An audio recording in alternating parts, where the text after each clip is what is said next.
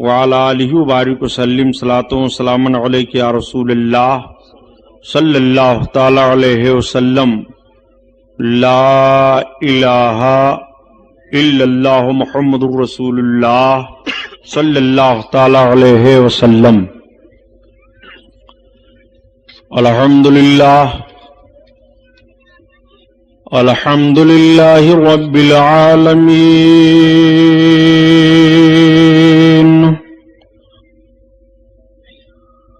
الصلاۃ والسلام علی سید المرسلین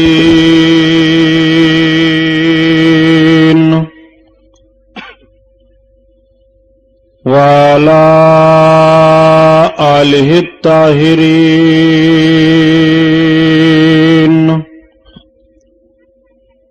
واصحابہ المطہرین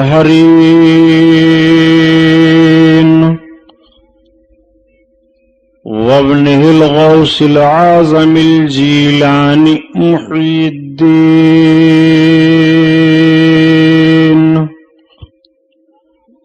واہل بیتہ اجمعین، اما بعد، فاعوذ باللہ من الشیطان الرجیم، بسم اللہ الرحمن الرحیم۔ قال اللہ تعالی فی القرآن العظیم والفرقان الحمید، قل یا ایہا الناس انی رسول اللہ الیکم جمیعا، صدق اللہ البصیر القدیر وصدق رسولہ الرشید النذیر، والحمد للہ رب العالمین۔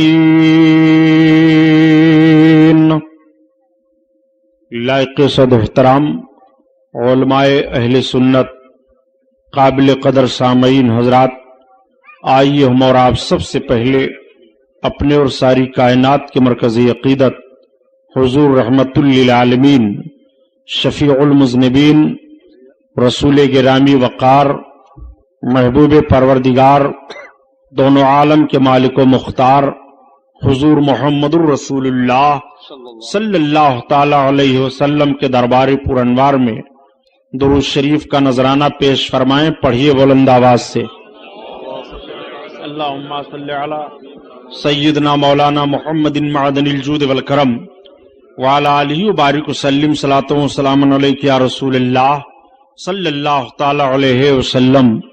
خیر و برکت کے لیے پورا مجمع اور پڑھ لیجئے درود پاک، اللہم صلی علی سیدنا مولانا محمد معدن الجود والکرم وعلی آلہ وبارک وسلم، صلاۃ و سلام علیک یا رسول اللہ صلی اللہ تعالی علیہ وسلم۔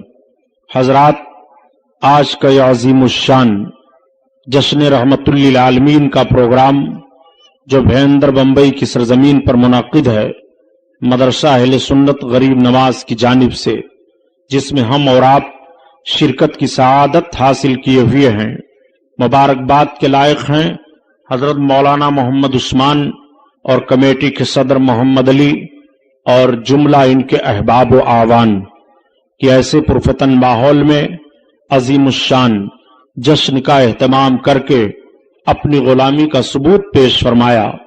اسٹیج پر جلوہ افروز جملہ علماء اہل سنت ذوی الاحترام، جس میں حضرت علامہ مفتی شعبان علی صاحب قبلہ، خطیب ملت حضرت علامہ عبدالحقیق خان صاحب قبلہ، اور عمدۃ العلماء حضرت علامہ عبدالجبار صاحب، حضرت مولانا منظور صاحب، شورائے کرام اور یہ علماء اسلام جلوہ افروز ہیں۔ ابھی آپ نے ان کے بیانات کو سماعت کیا، حضرت مولانا سراج احمد صاحب قبلہ بستوی چشتی کا بیان، حضرت مولانا عبداللہ عارف صاحب صدیقی کا بیان، اور حضرت مفتی صاحب قبلہ کا۔ کافی عرصہ سے آپ بیان سماعت کر رہے ہیں۔ حضرات، آج کا یہ ایسا ماحول، پرمیشن وغیرہ کی دقت ہوتی ہے، لیکن یہ علماء ہیں، ان کے بیانات ہوں تو آپ زیادہ سے زیادہ وقت دے کر کے ان کی باتوں کو سنیں اور عمل کرنے کی کوشش کریں۔ آئیے حسب معمول نعت پاک رسول صلی اللہ تعالی علیہ وسلم کے کچھ اشعار مجھ سے بھی آپ سماعت فرما لیں، اجازت ہو تو پڑھ لیں۔ طبیعت تو غم میں گھبرائے تو طیبہ یاد کر لینا، سبحان اللہ، تو طیبہ یاد کر لینا۔ طبیعت تو غم میں گھبرائے تو طیبہ یاد کر لینا، تو طیبہ یاد کر لینا۔ طبیعت تو غم میں گھبرائے تو طیبہ یاد کر لینا، کوئی مشکل مقام آئے تو طیبہ یاد کر لینا، تو طیبہ یاد کر لینا۔ کوئی مشکل مقام آئے تو طیبہ یاد کر لینا، تو طیبہ یاد کر لینا۔ خزاں کے بعد جب ہریالی پھیلے سرخیاں پھوٹیں، خزاں کے بعد جب ہریالی پھیلے سرخیاں پھوٹیں، کوئی غنچہ چٹک جائے تو طیبہ یاد کر لینا، تو طیبہ یاد کر لینا۔ کوئی مشکل مقام آئے تو طیبہ یاد کر لینا، تو طیبہ یاد کر لینا۔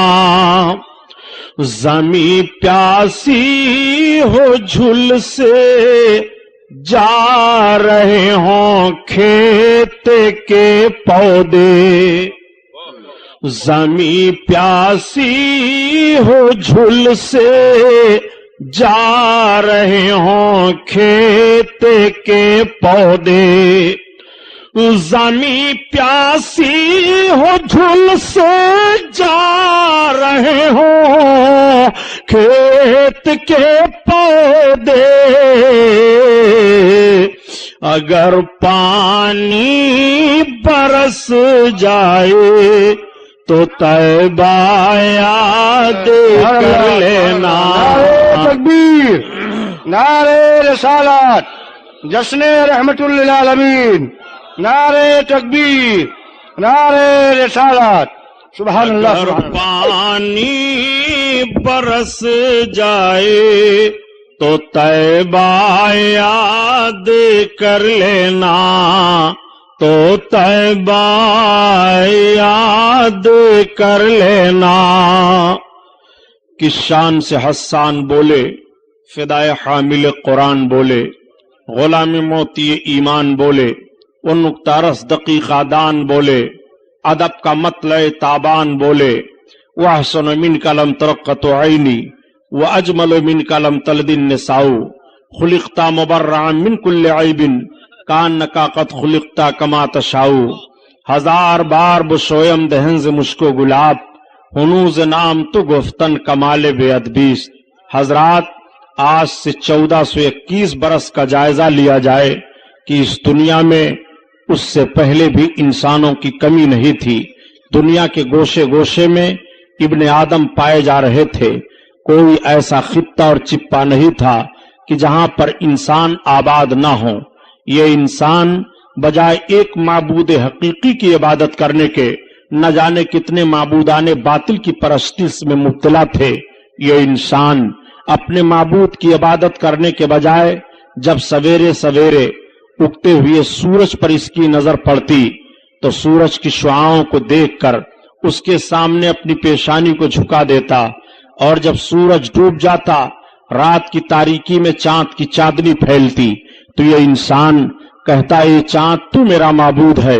جب یہ سمندر کے کنارے سمندر کی لہروں کو دیکھتا تو کہتا تو میرا معبود ہے۔ جب بڑے بڑے پہاڑ کے ٹیلوں پر اس کی نگاہ جاتی تو کہتا تو میرا معبود ہے۔ جب یہ آگ کے شعلوں پر نگاہ ڈالتا تو کہتا تو میرا معبود ہے۔ جب یہ ہرے بھرے لہلہاتے پودوں کو دیکھتا تو کہتا تو میرا معبود ہے۔ عربستان سے لے کر کے اور ہندوستان تک کفر و گمراہی کے بادل چھائے ہوئے تھے، بلکہ جس ملک میں ہم اور آباد ہیں اس ہندوستان میں 32 کروڑ معبودان باطل کی عبادت ہو رہی تھی۔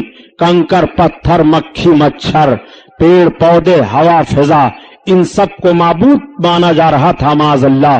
یہ انسان اپنے معبود کی عبادت کرنے کے بجائے عبادت کے معاملے میں اتنا ذہن و فکر اعتقاد کی بنیاد پر گر چکا تھا، اخلاقی طور پر انسان اتنا گرا ہوا تھا کہ جس ہندوستان میں ہم اور آباد ہیں اس ہندوستان میں سگی بہنوں کے ساتھ شادیاں کی جا رہی تھیں، بچیوں کا بھیٹ چڑھایا جا رہا تھا، لڑکیاں دریاؤں میں ڈالی جا رہی تھیں۔ جوان لڑکی کا شوہر مر جاتا تو اسے دوسری شادی کرنے کی اجازت نہیں تھی، بلکہ اس کے شوہر کی چتا پر اس کو یا تو جل بھن کر کے بھسم ہو جانا تھا، اور یا اگر وہ زندہ رہنا چاہتی تو ایک مکان میں اسے قید کر دیا جاتا۔ وہ مکان میں 6 مہینہ تک قید رہتی، ضروریات زندگی اس کے لیے وہیں پیش کیے جاتے۔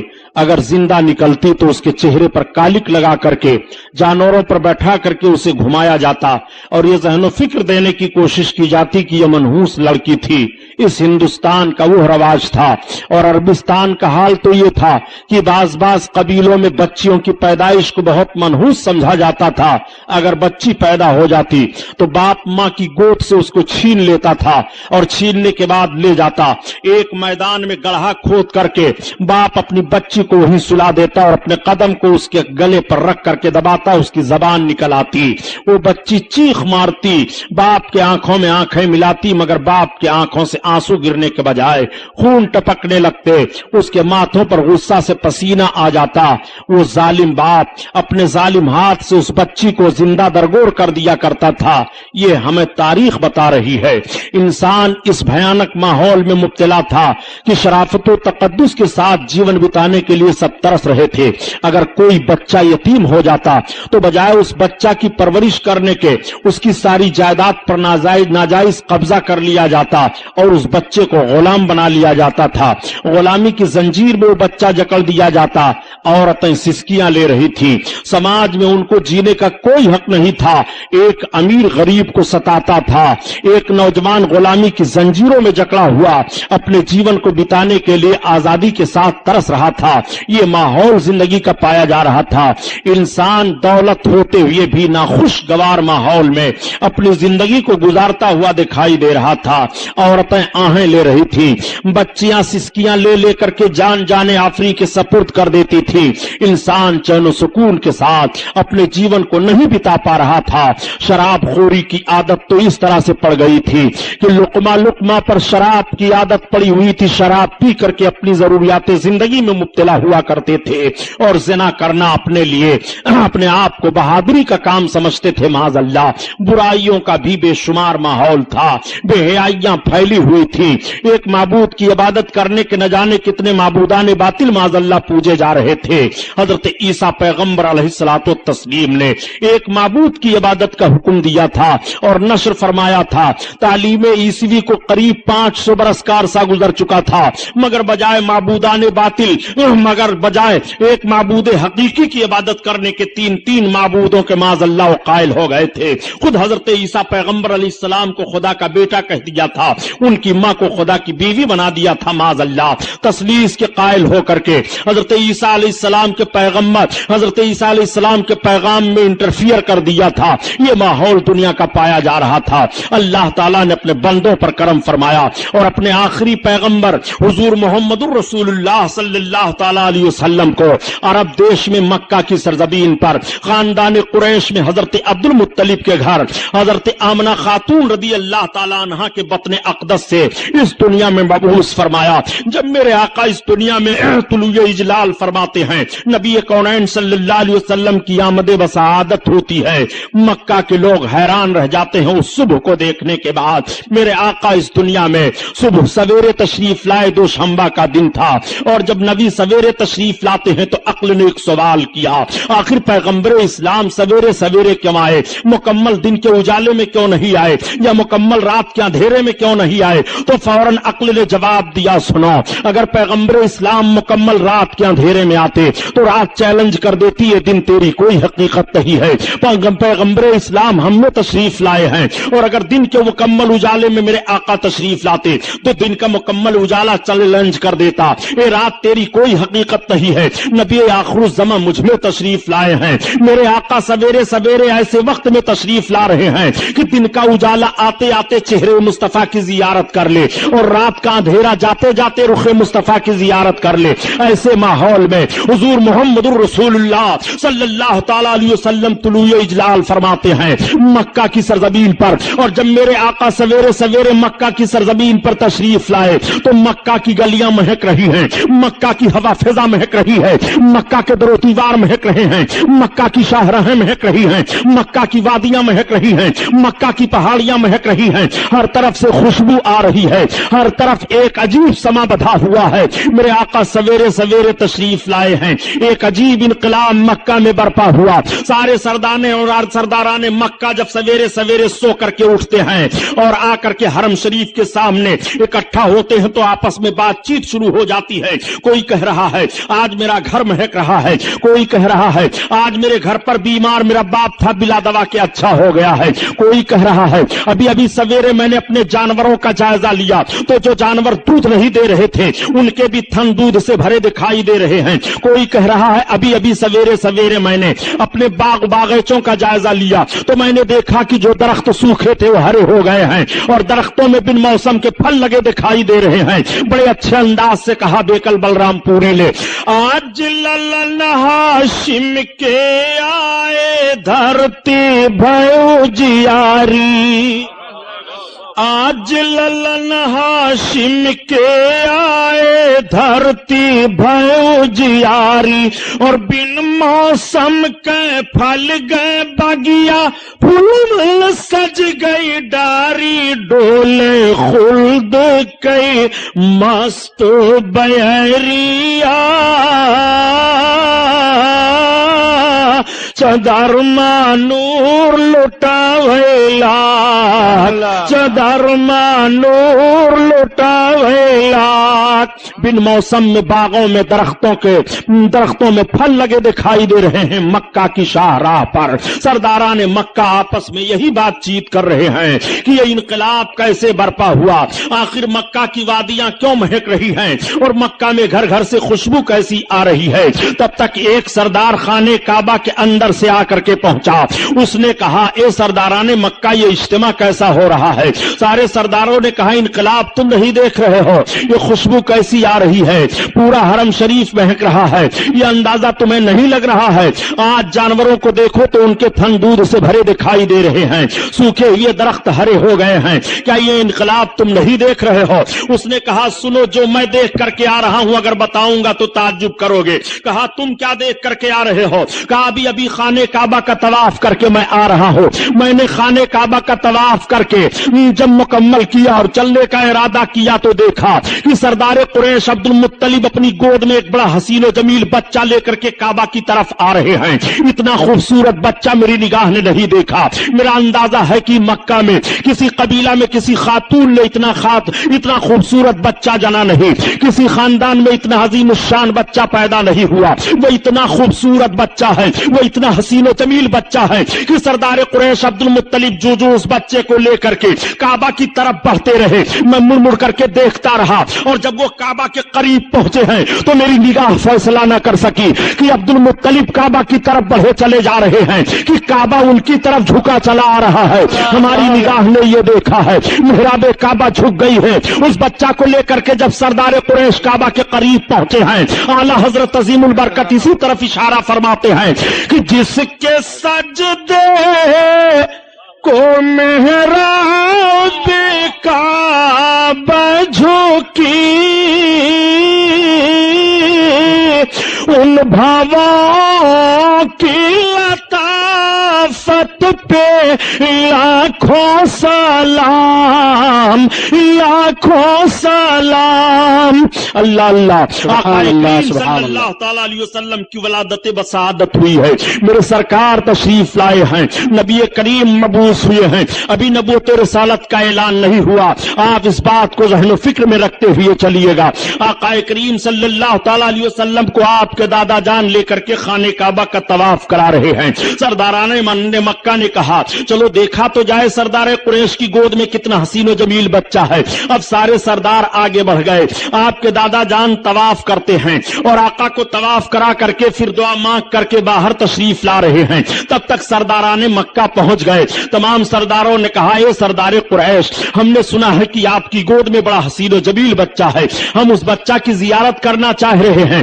جیسے ہی آقا کریم صلی اللہ علیہ وسلم کے رخ نبوت پر سرداروں کی نگاہ پڑی، آقا کے دادا جان نے اپنی باہوں کو پھیلایا تو گویا اعلی حضرت عظیم البرکت کی زبان میں وہ اس طرح بول پڑے، وہ کمال حسن حضور ہے کہ گمان نقص جہاں نہیں، اور یہی پھول خار سے دور ہے، یہی شمع ہے کہ دھواں نہیں، دھواں نہیں، وہ ہنسی کیا جو فتنے اٹھا کر چلے، اٹھا کر چلے، ہاں ہنسی تم ہو فتنے مٹا کر چلے، مٹا کر چلے۔ آقا کریم صلی اللہ علیہ وسلم کے حسن کو دیکھنے کے بعد سرداران مکہ نے کہا آج تک ہم لوگوں نے اتنا حسین و جمیل بچہ نہیں دیکھا، واقعی مکہ میں کسی خاندان میں کسی عورت نے اتنا خوبصورت بچہ نہیں جنا، کسی قبیلہ میں اتنا عظیم الشان بچہ نہیں آیا، یہ بہت عظیم الشان بچہ ہے، عظیم ہستی والا ہے۔ سارے سردار یہ کہتے ہوئے زیارت کر کے واپس چلے جا رہے ہیں۔ دادا جان نے آقا کو اماں کی گود میں پیش کر دیا، حضرت آمنہ خاتون سرکار کو اپنی گود میں لے رہی ہیں اور لے کر کے آقا کریم کے رخ نبوت کی زیارت فرما رہی ہیں۔ عورتیں اکٹھا ہو جاتی ہیں اور مبارکباد پیش کر رہی ہیں، اے آمنہ آج تک ہماری نگاہوں نے اتنا خوبصورت بچہ نہیں دیکھا، تمہیں مبارک ہو۔ اگر حضرت عبداللہ ہوتے تو ان کی آنکھیں ٹھنڈی ہو جاتی۔ پورے قبیلہ، پورے مکہ میں، قبیلے قریش میں کسی عورت نے اتنا خوبصورت بچہ نہیں جنا۔ ہر طرف تعریف ہو رہی ہے، مکہ کی گلیاں مہک رہی ہیں، مکہ کی پوری وادیوں سے خوشبو آ رہی ہے، حضرت آمنہ خاتون کا مکان مہک رہا ہے اور بھینی بھینی خوشبو پھوٹ رہی ہے۔ اعلیٰ حضرت عظیم البرکت اسی طرف اشارہ فرماتے ہیں کہ بھینی خوشبو سے مہک جاتی ہیں گلیاں واللہ، سبحان اللہ، بھینی خوشبو سے مہک جاتی ہیں گلیاں واللہ، اور کیسے پھولوں میں بسائے ہیں تمہارے گیسو، تمہارے گیسو۔ اللہ اللہ، آقا کریم صلی اللہ علیہ وسلم کی ولادت بسعادت پر سارا مکہ مہک رہا ہے۔ آقا کریم صلی اللہ علیہ وسلم کی ماں ارشاد فرماتی ہیں کہ جب میرے بیٹے محمد کی ولادت کا وقت ہوا تو ایک ایسی روشنی ظاہر ہوئی کہ اس روشنی میں میں نے ایران کی چراگاہوں میں جو اونٹ چل رہے تھے اور ان کی گردنوں میں جو قلادے پڑے تھے وہ سب میں نے دیکھ لیا۔ نبی کونین صلی اللہ علیہ وسلم کی ماں ارشاد فرماتی ہیں، ایک روایت میں ہے کہ ایسی روشنی ظاہر ہوئی کہ میں نے مشرق و مغرب کو ملاحظہ کر لیا۔ نبی کونین صلی اللہ علیہ وسلم کی ماں ارشاد فرماتی ہیں کہ جب میرے بیٹے محمد کی ولادت کا وقت ہوا تو کوئی غیب سے آواز دے رہا تھا، اے امام الانبیاء کی ماں تمہیں مبارک ہو، یہ جو تمہاری گود میں جا رہے ہیں ان کا نام آسمان پر احمد ہے، زمین پر محمد ہے۔ نبی کونین صلی اللہ علیہ وسلم کی ماں ارشاد ارشاد فرما رہی ہیں کہ جب میرے بیٹے محمد کی ولادت بسعادت ہوئی تو ان کی زمین پر پیشانی لگی اور ان کی ایک انگلی آسمان کی طرف اٹھی ہوئی تھی اور انہوں نے اپنی زبان سے 3 مرتبہ کہا. پہلی بار تو کہا اللہ اکبر اور دوسری بار کہا الحمدللہ کثیرا اور تیسری بار میرے بچے نے کہا اللہم رب حب لی امتی. آقا کریم صلی اللہ علیہ وسلم ہم گنہگاروں کو پیدا ہوتے ہی یاد فرما رہے ہیں. اعلی حضرت عظیم البرکت اسی طرف اشارہ فرماتے ہیں کہ پہلے سجدے پہ روزے ازل سے درود، پہلے سجدے پہ روزے ازل سے درود اور یادگاری امت پہ لاکھوں سلام، لاکھوں سلام. اللہ اللہ. آقا کریم صلی اللہ تعالی علیہ وسلم کی ولادت بسعادت ہوئی ہے. آپ ذرا ملاحظہ فرمائیے اور اس بات کو بھی ذہن و فکر میں رکھتے ہوئے چلیے گا کہ ابھی نبوت رسالت کا اعلان نہیں ہوا ہے. جب اس پار کا یہ عالم ہے اس پار کا عالم کیا ہوگا. میرے آقا صلی اللہ تعالی علیہ وسلم کی ماں سے ایک یہودیہ عورت نے سوال کیا، اے آمنہ خاتون اس وقت مکہ میں تو تیل کی بڑی قلت ہے مگر یہ بتاؤ کہ تمہارے گھر میں رات بھر روشنی کیسے رہتی ہے. تو نبی کی ماں بیان فرماتی ہیں کہ جب سے میرے بچے محمد کی ولادت بسعادت ہوئی ہے میں نے اپنے مکان میں چراغ جلایا ہی نہیں ہے. نبی کونین صلی اللہ تعالی علیہ وسلم کے نور کی وہ روشنی پھیلی ہوئی ہے. میرے آقا کی وہ مقدس عظمت ہے. آقا کریم صلی اللہ تعالی علیہ وسلم کی شان ملاحظہ فرمائیے. ابھی نبوت رسالت کا اعلان نہیں ہوا ہے. نبی کونین صلی اللہ تعالی علیہ وسلم کے ولادت کے وقت آپ کی ماں کے پاس جو عورتیں جمع تھیں ان عورتوں کا بیان سنیے. وہ عورتیں بیان کر رہی ہیں کہ جب آمنہ خاتون کو ولادت کا وقت ہوا محمد پیدا ہوئے تو اس وقت ہم عورتیں ان کے مکان میں موجود تھیں. مکان کے صحن میں ہم نے یہ دیکھا کہ آسمان سے چاند اور ستارے جھکے چلے آ رہے ہیں. ایسا لگ رہا تھا کہ مکان کے صحن میں چاند اور ستارے گر پڑیں گے. اس طرح سے جھکے چلے آ رہے تھے محمد کی ولادت پر، آپ کی پیدائش پر. اعلی حضرت عظیم البرکت اسی طرف اشارہ فرما رہے ہیں کہ صبح طیبہ میں ہوئی بٹتا ہے بڑا نور کا اور صدقہ لینے نور کا آیا ہے تارا نور کا. مکہ کی سرزمین پر سویرے سویرے نور کی خیرات بٹ رہی ہے. مکہ کی سرزمین پر سویرے سویرے نور لٹایا جا رہا ہے. اسی لیے تو اعلیٰ حضرت عظیم البرکت فرماتے ہیں کہ میرے آقا کے نور کا صدقہ اس طرح سے لٹایا جا رہا تھا. آقا کریم صلی اللہ تعالی علیہ وسلم کے نور کا صدقہ اس طرح سے لوٹ رہے تھے. اتار کر ان کے رخ کا صدقہ یہ نور کا بٹ رہا تھا بڑا کہ چاند سورج مچل مچل کر جبی کی خیرات مانگتے تھے. کہ چاند سورج مچل مچل کر جبی کی خیرات مانگتے تھے. سبحان اللہ سبحان اللہ. آقا کریم صلی اللہ تعالی علیہ وسلم کی ولادت بسعادت ہوئی ہے. میرے آقا اس دنیا میں تشریف لائے ہیں. آقا کریم کے نور کا صدقہ کس نے نہیں لیا؟ چاند ستارے نے نور کا صدقہ لیا، سورج نے نور کا صدقہ لیا. نبی پیدا ہوئے ہیں. آقا کریم اپنی ماں کی گود میں ہیں. تمام عورتیں زیارت کرنے کے لیے آ رہی ہیں اور عرض کرتی ہیں اے آمنہ خاتون تمہیں مبارک ہو، تمہاری گود میں جو بچہ آیا ہے یہ تو ختنہ شدہ پیدا ہوئے ہیں، ان کے ختنہ کی ضرورت ہی نہیں ہے. میرے آقا صلی اللہ علیہ وسلم کے حسن کی زیارت تمام قبیلے کے لوگ کر رہے ہیں. پورے مکہ کے گھر گھر میں سرکار کی ولادت کی خبر پھیل گئی ہے. ساری عورتیں سارے مرد دیکھنے کے لیے آ رہے ہیں. حضرت آمنہ خاتون کا گھر زیارت گاہ بنا ہوا ہے. ایسی بھیڑ ہو رہی ہے کہ دیکھنے کے بعد سارے لوگ یہی بیان دے رہے ہیں کہ اتنا عظیم الشان بچہ مکہ کی سرزمین پر کسی قبیلے قبیلہ میں کسی خاندان میں پیدا نہیں ہوا. میرے آقا کے حسن کا تذکرہ ہو رہا ہے. ولادت کے وقت جو باتیں ظاہر ہوئی اس کا ذکر ہو رہا ہے. اس وقت کا دستور یہ تھا کہ باہر سے عورتیں آتی تھیں, دودھ پلانے کے لیے بچوں کو لے جایا کرتی تھی. مالدار گھر کے بچوں کو عورت حاصل کر لیتی, اس عورت کو مالدار خرید لیتا تھا کہ تمہارا سارا دودھ میرا بچہ پیے گا, میرے بچے کی تمہیں پرورش کرنی ہے. اس نوعیت کے تحت مکہ کی سرزمین سے 12 گھاٹیوں کے اس پار ایک آبادی تھی, قبیلے سعد کی آبادی, جہاں کے لوگ غربت و افلاس کے مارے ہوئے تھے, قحط سالی کے شکار ہوا کرتے تھے. ان میں بیماریاں پھیلی ہوئی تھی, وہ بہت پریشان حال تھے. 10 عورتیں تیار ہوئی کہ چلو مکہ میں مالدار گھروں پر بچوں کی پیدائش ہوئی ہے, وہاں سے بچے لے آئے جائیں اور دودھ پلا کر کے خدمت کی جائے, انعام و اکرام ملیں گے, اجرت حاصل ہوگی. انہی 10 عورتوں میں حضرت حلیمہ سعدیہ بھی ہیں.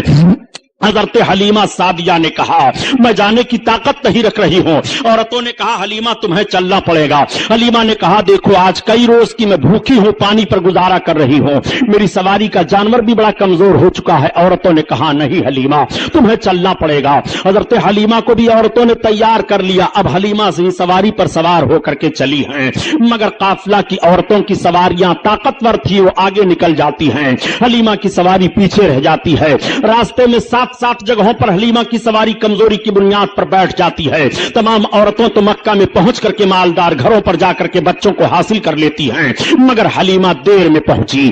حلیمہ جب پہنچنے کے بعد 2 گھروں کا جائزہ لیتی ہیں, پتہ یہ چلا کہ بچے خالی نہیں ہیں. حلیمہ پھر دوسرے گھر پر جاتی ہیں, پتہ چلا یہاں پر بھی کوئی بچہ نہیں ہے. کئی گھروں کا جائزہ لینے کے بعد حلیمہ مایوس ہو جاتی ہیں. تب تک ساتھ میں آنے والی ایک عورت مل گئی. حلیمہ سے پوچھا حلیمہ تمہیں کوئی عورت میں بچہ ملا کہ نہیں ملا؟ حلیمہ نے کہا مجھے کوئی بچہ نہیں ملا. اس عورت نے کہا حلیمہ سنو, وہ دیکھو جو سامنے حویلی دکھائی دے رہی ہے, وہ سردار قریش عبد المطلب کی بڑی حویلی ہے, اس میں ایک مکان ہے, وہاں پر چلو اے حلیمہ, وہاں ایک ایسا بچہ ہے جن کے ہو رہی ہے, وہ بچہ یتیم ہے. اس عورت نے تو یہی کہا, مگر اسے کیا معلوم کہ وہ یتیموں کو سہارا دینے والے ہیں, وہ یتیموں کے غمخوار ہیں, وہ یتیموں کے چارہ جو ہیں. آقا کریم صلی اللہ تعالی علیہ وسلم کا پتہ وہ عورت حلیمہ کو بتا رہی ہے. اس عورت نے کہا اے حلیمہ اگر مجھے کوئی بچہ نہ ملا ہوتا تو میں اسی بچہ کو لیتی. حلیمہ نے کہا میں نے بھی کئی گھروں پر ان کا ذکر سنا ہے, چلو مجھے لے چلو. حلیمہ سعدیہ کو عورت سردار قریش حضرت عبد المطلب کے پاس لے جاتی ہے, اور جب آپ عبد المطلب کے پاس پہنچی اور اپنا مدعا بیان کرتی ہیں تو حضرت عبد المطلب نے حضرت حلیمہ کو حضرت آمنہ خاتون کے پاس پہنچا دیا. اب آپ حضرت آمنہ خاتون کے پاس پہنچ کر اپنے انداز سے سلام عرض کرتی ہیں اور عرض کرتی ہیں اے بہن آمنہ خاتون, میں نے سنا ہے کہ آپ کی گود میں بڑے حسین و جمیل ہیں, آئے ہوئے ہیں, میں ان کی خدمت کے لیے تیار ہوں. میں قبیلے سعد کی ایک غریب عورت ہوں, مفلس و قلاش ہوں, میں اس لیے آئی ہوں تاکہ آپ کے بچے کی خدمت کروں, ہمیں مناسب اجرت مل جائے.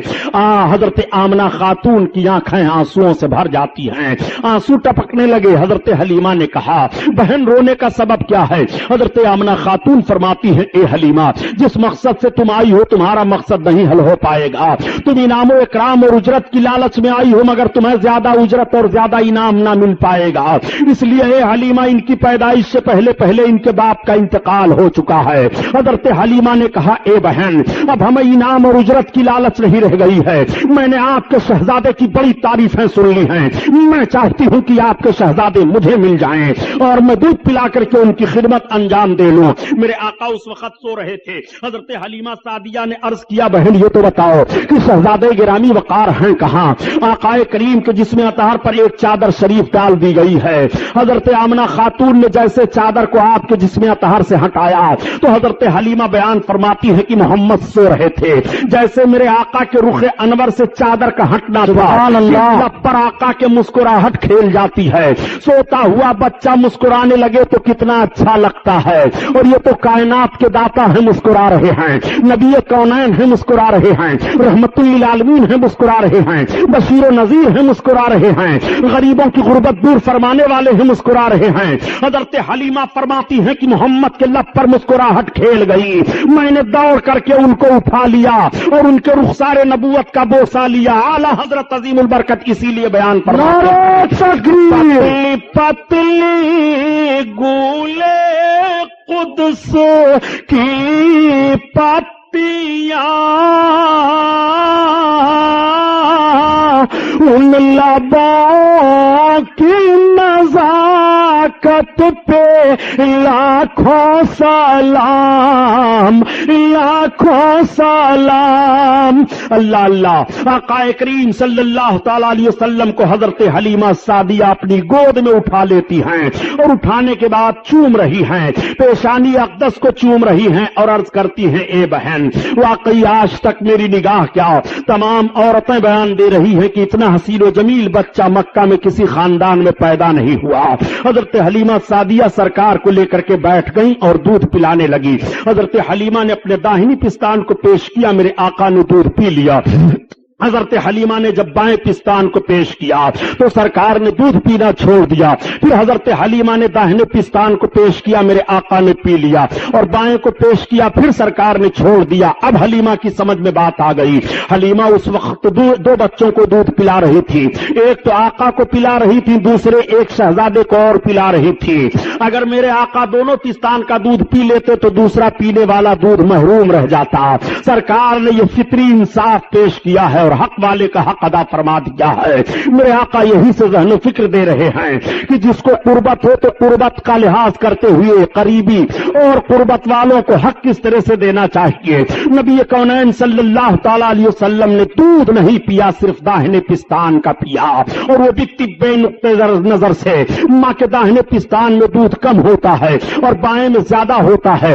جس میں دودھ کم ہے نبی کونین اسے استعمال فرما رہے ہیں، اور جس پستان میں دودھ زیادہ ہے سرکار دوسرے پینے والے کے لیے چھوڑ رہے ہیں۔ اعلی حضرت عظیم البرکت اسی طرف اشارہ فرماتے ہیں کہ بھائیوں کے لیے ترک پستا کریں، دودھ پیتے کی نسبت پہ لاکھوں سلام، لاکھوں سلام۔ اللہ اللہ، حضرت حلیمہ سعدیہ سرکار کو اپنی گود میں لے کر کے بیٹھی ہوئی باتیں کر رہی ہیں۔ نبی کی ماں ارشاد فرماتی ہیں اے حلیمہ سنو، یہ میرا بچہ عام بچوں کی طرح سے نہیں ہے۔ حلیمہ سنو، جب میرے بچے کی ولادت ہوئی ہے تو جس طرح ماؤں کو تکلیف ہوتی ہے بچوں کی پیدائش پر، مجھے تکلیف کا کچھ احساس نہیں ہوا۔ نبی کی ماں بیان فرماتی ہیں اے حلیمہ، میرا بچہ جب پیدا ہوا اور ان کے دادا جان جب لے کر کے کعبہ کی طرف گئے ہیں تو کعبہ جھک گیا ہے۔ اے حلیمہ، جب میرا بچہ پیدا ہوا تو میرے مکان کے صحن میں آسمان سے چاند اور ستارے جھکے چلے آ رہے تھے۔ میرا بچہ عام بچوں کی طرح سے نہیں ہے۔ حلیمہ سے حضرت آمنہ خاتون بیان فرماتی ہیں اے حلیمہ، جب میرے بچے کی ولادت ہوئی تو اچانک میرا بچہ میری گود سے غائب ہو گیا، ایک بادل کا ٹکڑا آیا اور اس میں میرا بچہ چلا گیا۔ تھوڑی دیر کے بعد آواز آ رہی تھی، یہ امام الانبیاء ہیں، مشرق و مغرب کی سیر کرا دو، سارے عالم کو انہیں دکھا دو۔ اور اس کے تھوڑی دیر کے بعد وہ بادل کا ٹکڑا میری گود میں آ گیا، میرا بچہ میری گود میں آیا۔ حلیمہ، میرا بچہ عام بچوں کی طرح سے نہیں ہے۔ نبی کی ماں بیان فرماتی چلی جا رہی ہیں، حلیمہ کی محبت بڑھتی چلی جا رہی ہے۔ حلیمہ نے کہا اے آمنہ خاتون، میں نے مان لیا کہ آپ کا بچہ عام بچوں کی طرح سے نہیں ہے، یہ بچہ کوئی عظیم انسان ہے۔ اے آمنہ، اب ہمارے ساتھ کی عورتیں جانے کی تیاری کر رہی ہیں، ہمیں بھی اجازت دو۔ نبی کونین صلی اللہ تعالی علیہ وسلم کی ماں آقا کو اپنی گود میں لیتی ہیں اور لینے کے بعد پیار کرتی ہیں، اور اس کے بعد حضرت حلیمہ خاتون کی گود میں بھیگی پلکوں کی چھاؤں میں دے دیا۔ حضرت آمنہ خاتون کی آنکھوں سے آنسو ٹپک رہے ہیں محبت کے۔ حلیمہ خاتون اپنی گود میں سرکار کو لیتی ہیں اور لینے کے بعد جب وہ چلنے لگتی ہیں، اپنی سواری کے قریب آئیں تو وہی سواری حلیمہ کی ہے کہ پہلے جب حلیمہ آ رہی تھی تو وہ سواری کمزوری کی بنیاد پر راستے میں 7 جگہوں پر بیٹھ گئی تھی، لیکن اب حلیمہ خاتون جب اس سواری پر سوار ہو رہی ہیں تو اس سواری میں اتنی طاقت پیدا ہو جاتی ہے اور اس طرح تیز رفتار وہ سواری جا رہی ہے کہ تمام سواریوں سے آگے نکل جاتی ہے اور راستہ مہکتا چلا جاتا ہے۔ خاتون سے پوچھا لوگوں نے، عورتوں نے، اے حلیمہ خاتون یہ تو بتاؤ کیا تو نے مکہ میں سواری کو بدل دیا ہے؟ تو حضرت حلیمہ خاتون نے فرمایا نہیں، میں نے نے سواری نہیں بدلی ہے، البتہ سوار بدل گیا ہے۔ یہ سردار قریش عبد المطلب کے پوتے محمد ابن عبداللہ کے چلنے کی برکت ہے۔ اور اے آمنہ، اے حلیمہ خاتون، یہ راستہ کیوں مہک رہا ہے؟ تو حضرت حلیمہ فرماتی ہیں کہ انہی کے چلنے کی وجہ سے راستہ مہک رہا ہے، میں نے مکہ میں کوئی خوشبو نہیں خریدی ہے۔ اعلیٰ حضرت عظیم البرکت اسی طرف اشارہ فرما رہے ہیں کہ ان کی مہک نے دل کے غنچے کھلا دیے ہیں، ان کی مہک نے دل کے غنچے کھلا دیے ہیں، جس راہ چل گئے ہیں کوچے بسا دیے ہیں، کوچے بسا دیے ہیں۔ حضرت حلیمہ سعدیہ سرکار کو لے کر کے چل رہی ہیں اور 12 پہاڑیوں کو گزر کر کے حضرت حلیمہ سعدیہ اپنی آبادی کے قریب پہنچ رہی ہیں، مگر ان 12 پہاڑیوں کا بھی نقشہ ملاحظہ فرمائیے۔ حضرت حلیمہ سعدیہ جس پہاڑی سے بھی گزر رہی ہیں، اگر پہاڑ کے اوپر کوئی سوکھا درخت ہے تو ہرا ہو جاتا ہے، اگر پہاڑیوں کے درمیان ان جھاڑیوں میں جانور چر چگ رہے ہیں تو حلیمہ کی سواری دیکھنے کے بعد وہ سارے جانور سامنے سے ہٹ جایا کرتے تھے اور حلیمہ کی سواری کو دیکھا کرتے تھے، گویا وہ جانور بھی سمجھ رہے ہیں کہ نبی کونین جا رہے ہیں، ان کی زیارت کر لو، رحمت للعالمین جا رہے ہیں، ان کی زیارت کر لو، آقا کریم سوار ہو کر کے جا رہے ہیں، آگے سے ہٹ جاؤ۔ آقا کریم صلی اللہ تعالی علیہ وسلم کو لے کر کے جب حضرت حلیمہ سعدیہ اپنی آبادی میں پہنچی ہیں تو ان کی پوری آبادی مہکنے لگی ہے۔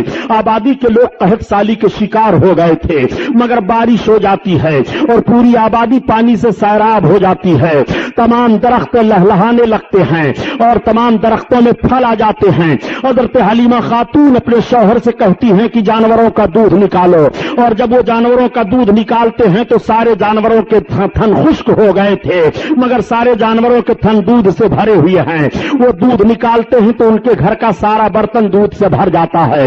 لوگوں نے پوچھا، اے حلیمہ، یہ تیرے جانور اتنا دودھ کیسے دے رہے ہیں؟ تو حلیمہ نے کہا، میرے ہی جانور نہیں بلکہ آبادی کے سارے جانوروں کو دیکھو، اب سارے لوگ دیکھ رہے ہیں تو سارے جانوروں کے تھن دودھ سے بھرے ہوئے ہیں۔ حلیمہ نے کہا، یہ سردار قریش عبد المطلب کے پوتے محمد بن عبداللہ کے آنے کی برکت ہے۔ اب سارے لوگ سرکار کی زیارت کر رہے ہیں اور کہہ رہے ہیں، اے حلیمہ، آج تک ہماری آبادی میں اتنا عظیم الشان بچہ نہیں آیا، اتنا حسین و جمیل بچہ نہیں آیا، اتنا خوبصورت بچہ نہیں آیا۔ حلیمہ، تم بہت برکت والا بچہ لے کر کے آئی ہو۔ سارے لوگ حلیمہ کو مبارکباد پیش کر رہے ہیں اور کہہ رہے ہیں، اے حلیمہ، واقعی تو مبارکباد کے لائق ہے کہ سردار قریش کا یہ پوتا تو لے کر کے آئی ہے۔ واقعی ان جیسا حسین و جمیل ہماری نگاہوں نے آج تک نہیں دیکھا۔ انہی کے آنے کی وجہ سے بارش ہوئی ہے، انہی کے آنے کی وجہ سے ہماری آبادی مہک رہی ہے، انہی کے آنے کی وجہ سے جانوروں کے تھن دودھ سے بھر گئے ہیں۔ حضرت حلیمہ سعدیہ جب سے سرکار کو لے کر کے اپنی آبادی میں پہنچی ہیں، اس آبادی کے جانوروں کو، بڑے بڑے شیر چیتے جانوروں کو اٹھا لے جاتے تھے، لیکن اب آج کی تاریخ سے کوئی جانور کسی جانور کو نہیں ستا رہا ہے، بلکہ دیکھا جا رہا ہے کہ شیر اور بکری ایک درخت کے نیچے پائے جا رہے ہیں۔ نہ تو بکری شیر کے خوف سے بھاگ رہی ہے اور نہ تو شیر بکری پر حملہ کر رہا ہے۔ آقا کریم صلی اللہ علیہ وسلم کی عظمت ملاحظہ فرماتے چلیے۔ حلیمہ سعدیہ کا گھر بھیڑ لگ گئی ہے، سارے لوگ دیکھنے کے لیے آ رہے ہیں اور کہہ رہے ہیں، اے حلیمہ، آج تک ہماری نگاہ نے اتنا خوبصورت بچہ نہیں دیکھا۔ اور اپنے گودوں میں بچوں کو لاتی اور کہتی ہے، حلیمہ، ان کا ہاتھ میرے بچے کے سر پر رکھ دو۔ تو حضرت حلیمہ خاتون آقا کریم صلی اللہ علیہ وسلم کا دست نبوت ان بچوں کے سر پر رکھ دیا کرتی تھی۔ میرے آقا صلی اللہ تعالی علیہ وسلم کے پاس جو بچہ لایا جاتا وہ نظر بد کا کبھی شکار نہیں ہوتا تھا۔ سارے بچوں کی بیماریاں دور ہو گئیں۔ عورتیں پیالوں میں پانی بھر بھر کر کے لاتی اور کہتی، اے حلیمہ، تو برکت والا جو بچہ لے کر کے آئی ہے ان کا ہاتھ اس پانی میں پیالے کے ڈال دے۔ حضرت حلیمہ سعدیہ سرکار کے دستے مبارک کو اس پانی میں پیالے کے ڈال دیا کرتی تھی، لوگ لے جاتے اور اس پیالے کے پانی کو پلاتے بیماروں کو، تو بیمار اچھے ہو جایا کرتے تھے، اور جانوروں پر چھڑکتے تو جانوروں کے دودھ زیادہ ہو جایا کرتے تھے۔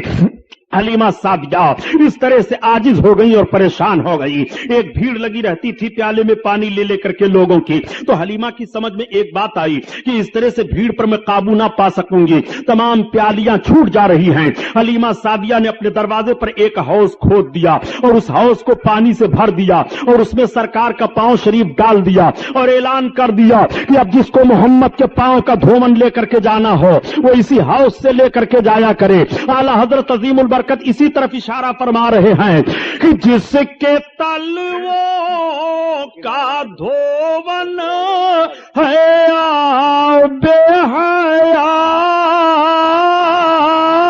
حیات ہے وہ جان مسیحا ہمارا نبی ہے وہ جان مسیحا ہمارا نبی.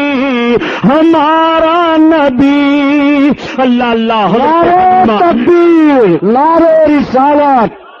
اب آپ ذرا غور فرمائیے, ابھی نبوت و رسالت کا اعلان نہیں ہوا اور سرکار کے مقدس پاؤں شریف کا دھوون پیا جا رہا ہے, بیمار شفا پا رہے ہیں اور جانوروں پر ڈالا جا رہا ہے تو جانوروں کے دودھ زیادہ ہو رہے ہیں.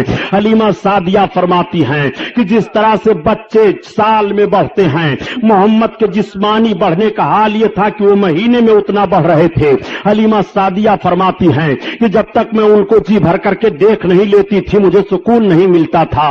حضرت حلیمہ فرماتی ہیں کہ جیسے عام بچوں کی خدمت پر ماؤں کو تکلیف ہوا کرتی ہے, مجھے اس طرح محمد کی خدمت پر کبھی بھی کوئی تکلیف نہ ہوئی. حلیمہ سعدیہ فرما رہی ہیں کہ جب وہ جسمانی جسم کے طور پر بڑھ رہے تھے تو ان کا حال یہ تھا کہ خوشبو تو پھیلتی ہی رہتی تھی اور جس میں سے خوشبو آتی ہی تو رہتی تھی. میں جب بستر سے اٹھاتی تو بستر مہکتا رہتا تھا.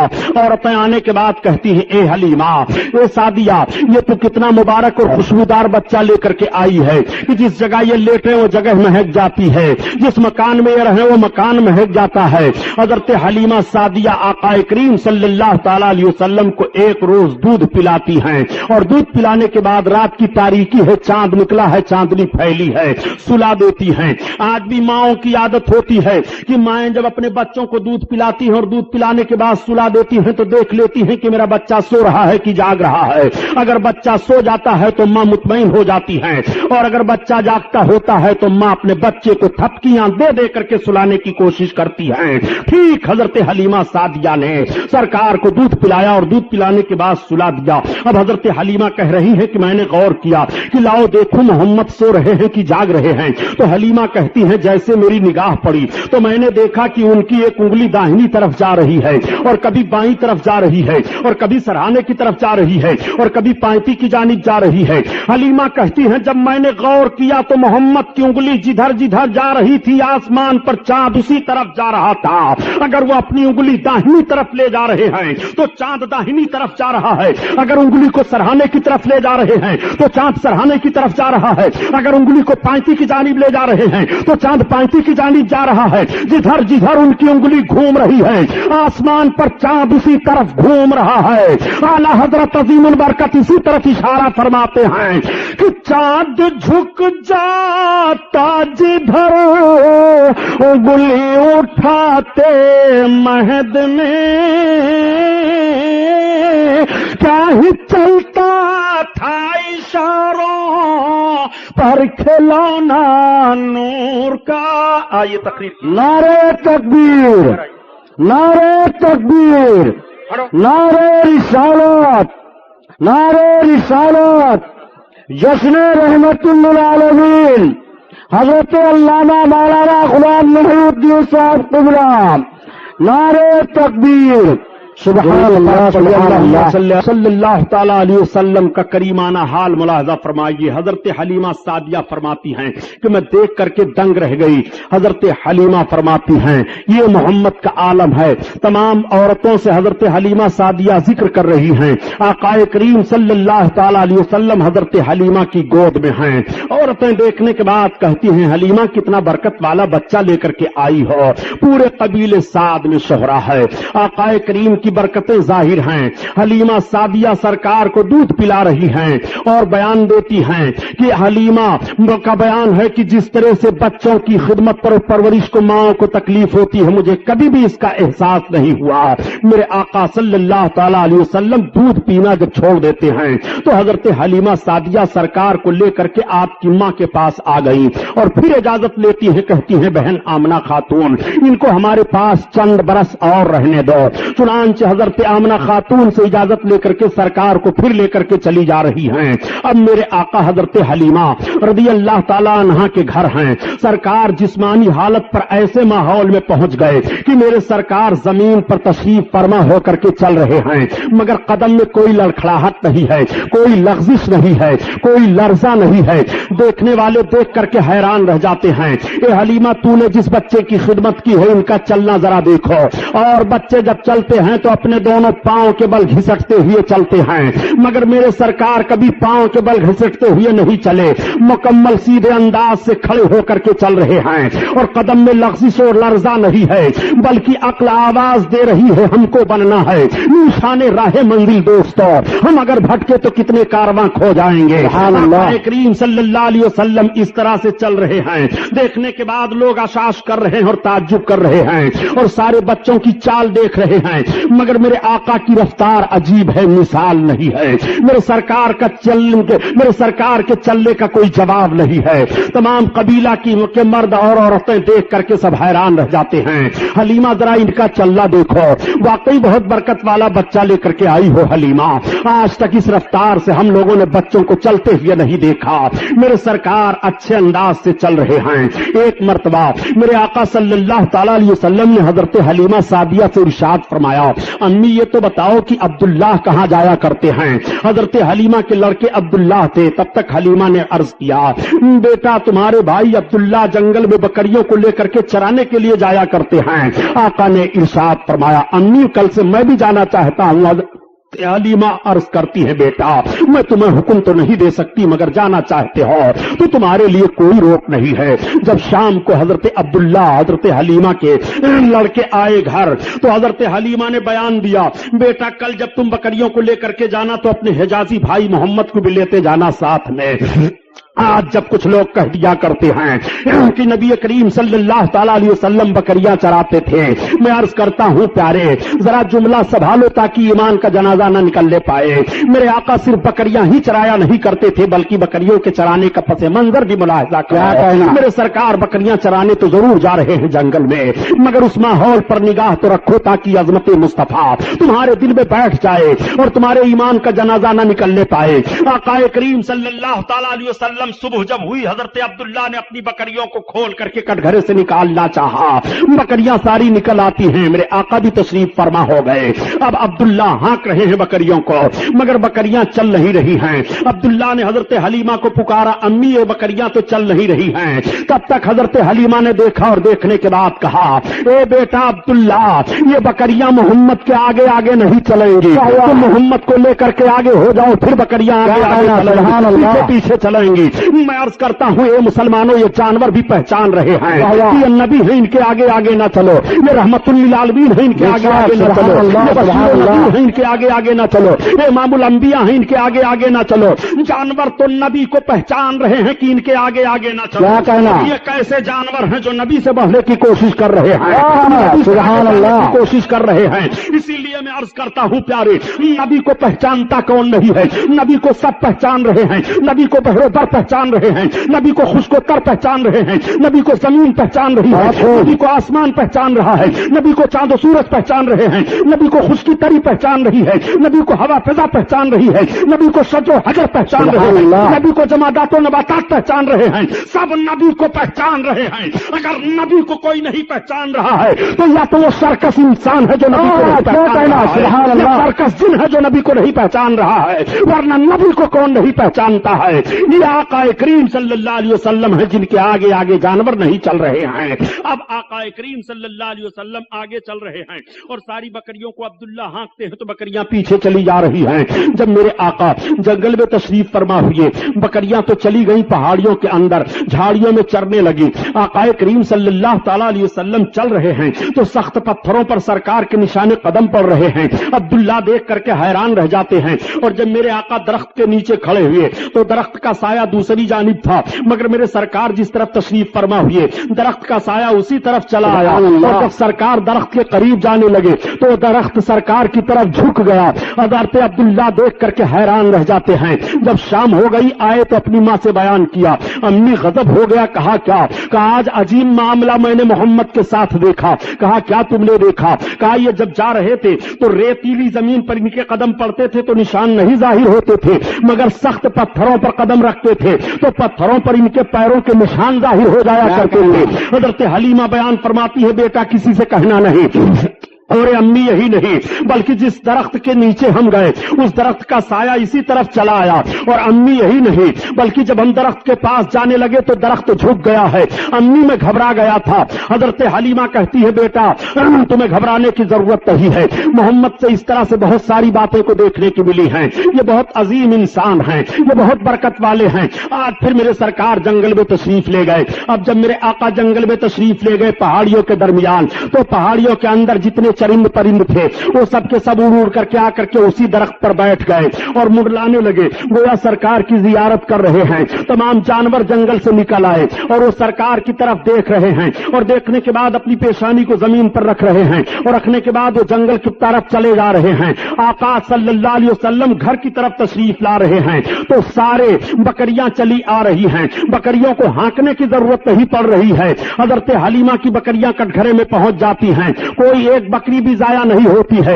اور پورے خاندان میں پوری آبادی میں جب سے میرے آقا تشریف لے گئے تھے کسی بکری کو کوئی جانور کسی دن نقصان نہیں پہنچایا تھا. موسمی بخار میرے سرکار کو ہو گیا. جب یہ باتیں بیان کی جاتی ہیں تو مخالف گروپ کے لوگ کبھی کہہ دیا کرتے ہیں کہ نبی کی فضیلت میں یہ حدیث شریف تو ضعیف ہے, یہ حدیث شریف تو ضعیف ہے, یہ حدیث تو ضعیف ہے. میں کہتا ہوں جب فضائل نبی کی بات آئے تو تمہیں حدیث ضعیف دکھائی دے رہی ہے. آخر کن حدیثوں کو تم کبھی تسلیم کرتے ہوئے نبی کریم صلی اللہ علیہ وسلم کی فضیلت کو تسلیم کرو گے؟ یہ مصطفیٰ کی عظمت کا بیان ہے, اس میں ضعیف حدیث اور قوی حدیث کا معاملہ نہیں ہے. اپنے آقا کی عظمت سماعت فرماتے چلو. نبی کونین صلی اللہ تعالی علیہ وسلم کو موسمی بخار ہوا. میرے سرکار 3 دن جنگل میں تشریف نہیں لے گئے.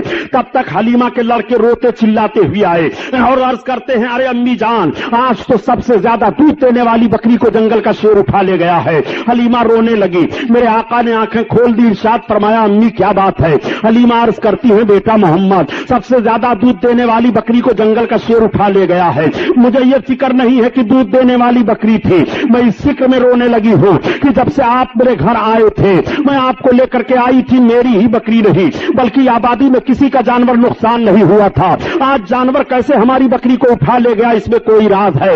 تب تک میرے سرکار کھڑے ہو گئے اور ارشاد فرماتے ہیں چلو کدھر سے جنگل کا شیر آیا تھا. پہاڑی کے ایک چٹان پر آ کر کے ان کے لڑکے کھڑے ہو جاتے ہیں اور اشارہ سے بیان دیتے ہیں اسی طرف سے آیا تھا شیر. میرے سرکار نے اسی طرف رخ نبوت کیا اور کہنے کے بعد ارشاد فرماتے ہیں یا ابا الحارث اتنا نبی کا فرمان تھا کہ جنگل میں جتنے شیر چیتے چرندے پرند ہیں سب باہر نکل آ رہے ہیں. نبی بلا رہے ہیں چلو چلو, بلا رہے ہیں چلو چلو, امام الانبیاء بلا رہے ہیں چلو چلو, رحمت للعالمین بلا رہے ہیں چلو چلو. سارے جانور چلے آ رہے ہیں اور سارے کے سارے لوگ لائن سے کھڑے ہو جاتے ہیں. تب تک جنگل کا ایک بوڑھا شیر نکلتا ہے اور بکری کا کان پکڑے لیے ہوئے چلا آ رہا ہے. اس نے بکری کو چھوڑ دیا, بکری ادھر چلی گئی. حضرت حلیمہ سرکار کا چہرہ دیکھ رہی ہیں. میرے آقا نے جانوروں سے ارشاد فرمایا میری بکری کیوں اٹھا لے گئے تھے؟ تو حلیمہ کہہ رہی ہیں کہ محمد کی بولی تو میں سمجھ رہی تھی مگر جانور کیا بول رہے تھے اس کو میں نہ سمجھ پائی. حلیمہ نے دامن تھاما عرض کیا بیٹا جانور تم سے کیسی باتیں کر رہے تھے؟ تو آقا ارشاد فرماتے ہیں اے امی جب میں نے ان جانوروں سے پوچھا کہ میری بکری کیوں اٹھا لے گئے تھے تو ان جانوروں نے یہی جواب دیا کہ آج 3 دن کا عرصہ گزر گیا تھا، آپ آئے نہیں تھے، آپ کا چہرہ دیکھنے کو نہیں ملا تھا۔ تو سارے جانوروں نے مشورہ کیا کہ حلیمہ کی بکری اٹھا لاؤ، چھڑانے کے لیے آپ ہی آ جائیں گے اور آپ ہی کی زیارت نصیب ہو جائے گی، اس لیے کام کیا گیا۔ سبحان اللہ۔ یہ جانور ہیں جو نبی کا چہرہ دیکھنے کے لیے ترس رہے ہیں اور جنگل کے جانور سرکار کا چہرہ دیکھنے کے لیے نکل آ رہے ہیں۔ یہی وجہ ہے کہ حلیمہ کے گھر جب تک میرے آقا ہیں، آبادی کے لوگ جب جاتے سویرے تو سرکار کا مقدس چہرہ دیکھ کر جاتے اور حلیمہ سے کہتے، اے حلیمہ محمد کا چہرہ ہمیں دکھا دیا کرو۔ جب ان کا چہرہ ہم دیکھ کر کے جایا کرتے ہیں تو ہمارا دل بھلائی سے گزر جایا کرتا ہے۔ اے حلیمہ جب ہم ان کا چہرہ دیکھ کر کے جاتے ہیں تو ہمارا کام بن جایا کرتا ہے۔ یہ میرے آقا کا مقدس چہرہ ہے کہ جب دیکھ کر کے لوگ جائیں تو کام بن جایا کرے، دن بھر بھلائی سے گزر جائے۔ اور ایک ان لوگوں کا بھی چہرہ ہے کہ نگاہ پڑ جائے تو دن بھر کھانا پانی دانا نہیں ملے گا، ایکسیڈنٹ ہو جائے گا، سواری نہیں ملے گی۔ خدا کی قسم نبی کے چہرے کا حال تو یہ ہے کہ رب تعالیٰ رخ نبوت کی قسم یاد فرما رہا ہے، وَالضُّحَىٰ وَاللَّيْلِ إِذَا سَجَىٰ، تمہارے رخ روشن کی قسم ہے، تمہارے زلف معمبری کی قسم ہے۔ نبی آخر الزماں صلی اللہ علیہ وسلم کا وہ مقدس چہرہ ہے کہ جن کے چہرے کی قسم رب یاد فرما رہا ہے۔ آؤ جانور دیکھنے کے لیے ترس رہے ہیں، آؤ باتیں بتانے کی بات نہیں ہے پیارے بلکہ سمجھنے کی بات ہے۔ اعلان نبوت کے بعد کا ایک ماحول عرض کرتا چلوں تاکہ آپ کے ذہن میں بات نشین ہو جائے۔ آج لکھنے والے نے لکھ دیا اپنی کتاب میں معاذ اللہ کہ محمد الرسول اللہ کو اردو زبان مدرسے دیوبند سے معلوم ہوئی ہے۔ میں عرض کرتا ہوں اگر تاریخ کا ایک حوالہ بھی غلط ثابت ہو تو جو چور کی سزا وہ غلام محی الدین سبحانی کی، اور اگر تاریخ کا حوالہ صحیح ہے تو تم ایسے بددیانتوں سے الگ ہو کر کے رسول کے عشق میں آؤ، رسول کے عشق کو اپنے سینے میں بساؤ اور رسول اللہ کے عاشق بن کر کے زندگی گزارو۔ نبی کونین صلی اللہ علیہ وسلم سارے عالم کے لیے نبی ہیں اور سارے عالم کے لیے رحمت ہیں۔ ہر ایک کی زبان میرے آقا سمجھ رہے ہیں، چاہے ہندوستانی ہو اس کی بھی زبان سمجھ رہے ہیں، ایرانی ہو اس کی بھی زبان سمجھ رہے ہیں، عربی ہو اس کی بھی زبان سمجھ رہے ہیں، ساری دنیا کے انسانوں کی زبان سمجھ رہے ہیں، جانوروں کی زبان سمجھ رہے ہیں، چرند و پرند کی زبان سمجھ رہے ہیں۔ اس لیے کوئی نبی کونین بن کر کے تشریف لائے ہیں، وہ سب کی زبان سمجھ رہے ہیں۔ ارے یارو یاد رکھو حضرت آدم علیہ الصلوۃ والتسلیم کو 7 لاکھ زبانوں کا علم تھا اور اس وقت دنیا میں صرف 30,000 زبانیں بولی جا رہی ہیں، 30,000 زبانیں بولی جا رہی ہیں، اور حضرت آدم علیہ السلام کو 7 لاکھ زبانوں کا علم تھا۔ نبی کونین صلی اللہ علیہ وسلم تو امام الانبیاء ہیں، نبی کو اللہ تعالیٰ نے سارے علوم عطا فرما دیے ہیں، کوئی ایسی زبان نہیں ہے جس زبان کو میرے آقا نہ جان رہے ہوں۔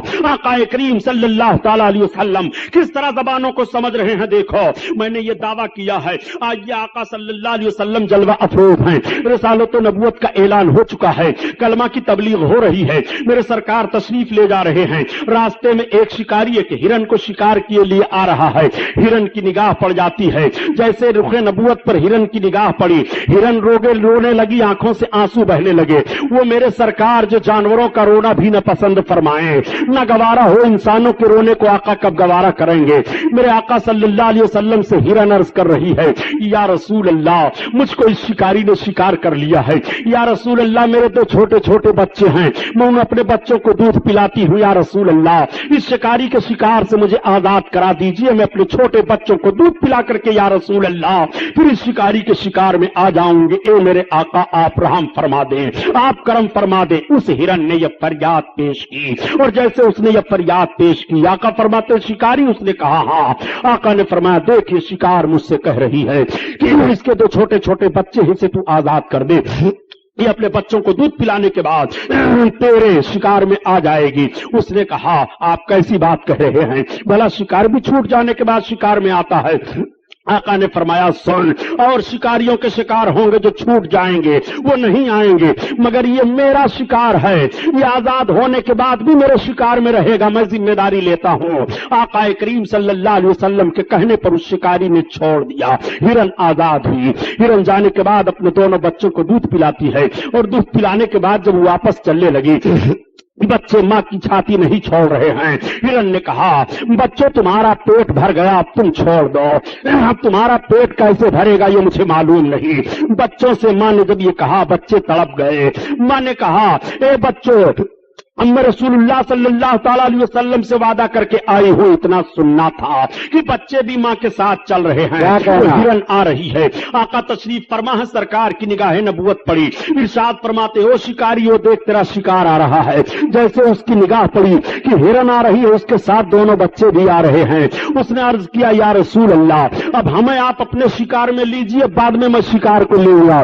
سرکار کا کلمہ پڑھا، اسلام میں داخل ہو گیا۔ آقا کریم صلی اللہ علیہ وسلم نے کس طرح سے ہرن کو آزادی دلائی ہے، میرے سرکار ہرن کی بھی فریاد کو پہنچ رہے ہیں اور اس کی بھی بولی سمجھ رہے ہیں۔ آؤ سرکار کی بارگاہ میں ایک صحابی حاضر آئے اور عرض کرتے ہیں یا رسول اللہ میرا اونٹ دیوانہ ہو گیا ہے، سرکار میں جب اس کے قریب جاتا ہوں تو کاٹنے دوڑتا ہے۔ آقا تشریف لے گئے صحابی کے باغ میں جہاں پر وہ اونٹ تھا، صحابی نے عرض کیا یا رسول اللہ اونٹ کے قریب نہ جائیں، ایسا نہ ہو کہ اونٹ آپ کو تکلیف دے دے۔ آقا فرماتے ہیں گھبرانے کی ضرورت نہیں ہے۔ جب اونٹ کے قریب گئے تو سرکار اونٹ کے قریب بڑھا اور قریب بڑھنے کے بعد آقا کے قدم مبارک